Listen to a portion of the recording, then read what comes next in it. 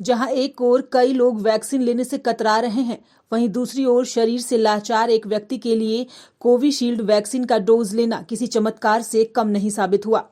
मामला पेटरवार प्रखंड का है। जिंदगी की उम्मीद छोड़ चुके 55 वर्षीय दुलार चंद मुंडा को कोविशील्ड ने जीने का रास्ता दिखा दिया। जानकारी के अनुसार 4 सालों से खाट पर लेटे हुए और जिंदगी की जंग लड़ रहे दुलार चंद के लिए कोविशील्ड वैक्सीन वरदान साबित हुई। कोविशील्ड वैक्सीन लेने के बाद उनकी लड़खड़ाती आवाज जो है वो बेहतर हो गई।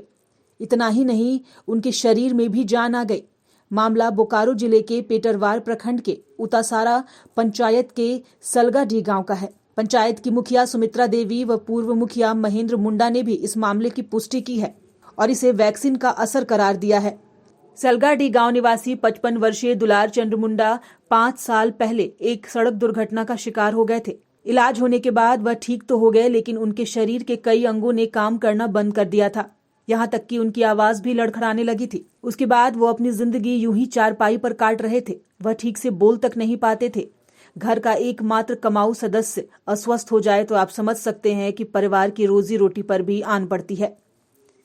वहीं इस संबंध में चिकित्सा प्रभारी डॉक्टर अलबेल केरकटा ने बताया कि आंगनबाड़ी केंद्र की सेविका की ओर से 4 जनवरी को उसके घर में जाकर उन्हें वैक्सीन दी गई थी और 5 जनवरी से ही उनके बेजान शरीर में हरकत होनी शुरू हो गई। उन्होंने कहा कि उन्हें स्पाइन का प्रॉब्लम था और यह पूरा मामला जांच का विषय भी है। जबकि civil surgeon doctor Jitendra Kumar Singh इस मुद्दे पर बात करते हुए कहते हैं कि यह शोध का विषय हो सकता है, क्योंकि यह अचंभित कर देने वाली घटना है। टीका लेने के बाद शरीर में कुछ चेंजेस आते हैं। उन्होंने कहा कि इस चेंज का परिणाम यह भी हो सकता है कि न बोलने वाला व्यक्ति भी बोल पड़ता है। मुझे देख के सुखद आश्चर्य हुआ कि कोविड का इंजेक्शन पड़ा और उसका जीवन बदल गया। जिसकी आवाज बैठ गई थी, जो बोल नहीं सकता था वो बोलने लगा, जो हिल नहीं सकता था उठ के बैठ गया। लेकिन शोध का विषय है, वैज्ञानिक लोग ही बोल पाएंगे। वो 1-2 दिन से 2-4 दिन से मुंह हो गया होता और उसके बाद जबान खुल जाती तो हम लोग आसानी से कमेंट कुछ कर सकते थे। लेकिन ये 4 साल का मामला है, तो ये शोध का विषय है। इसमें मुझे कुछ कहना मुझे सही प्रतीत नहीं होता है। बता दें कि 4 जनवरी को भी कोविशील्ड का पहला डोज उन्हें लगाया गया था। 5 जनवरी को शरीर में बदलाव देखा गया और 10 जनवरी को वह धीरे धीरे काफी हद तक ठीक हो गए और अपनी जिंदगी की जुबानी अपने ही जबान से सुनाई। करीब 1 साल भर हाथ पैर कुछ नहीं चल रहा है। आज अचानक कैसे चले लगलो? वो वैक्सीन सुई लेके। कई गो वैक्सीन पड़लो अभी तक? एगो पड़ल हो? हाँ, एगो। अच्छा, एगो वैक्सीन में अभी चल मैंने हाथ पैर सब चले लगलो? हाथ पैर सब चले लगे। पहले तोरा मैंने समस्या हवाले पूरा तो कुछ नहीं बोलो नहीं पा रही उतना ने कुछ इतना।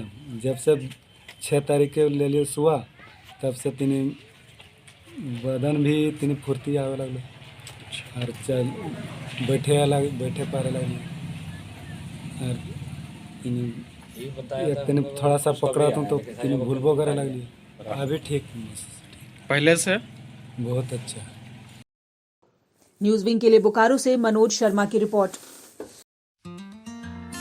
Giridih is a small place and we have like very less facilities in terms of education and this kind of infrastructure. It came to our mind that basically there should be good opportunities for the students of Giridih, those who are leaving the town and going outside for studies, their higher studies and their education. I wanted my son to start with the coding classes. So I researched it online, I got through all the reviews and everything. Then I got in touch with the White Hat representatives and I was very happy with the progress and all how he was doing. So then I thought that why not to implement it in our school so that all the students are able to learn this thing. I started coding because we can make our thoughts real. We can interact with the computer. White Hat Junior is helping me to create a web browser. And I think on this part, White Hat is actually leading, on this coding platform. It is definitely a very good platform and one should implement in every school.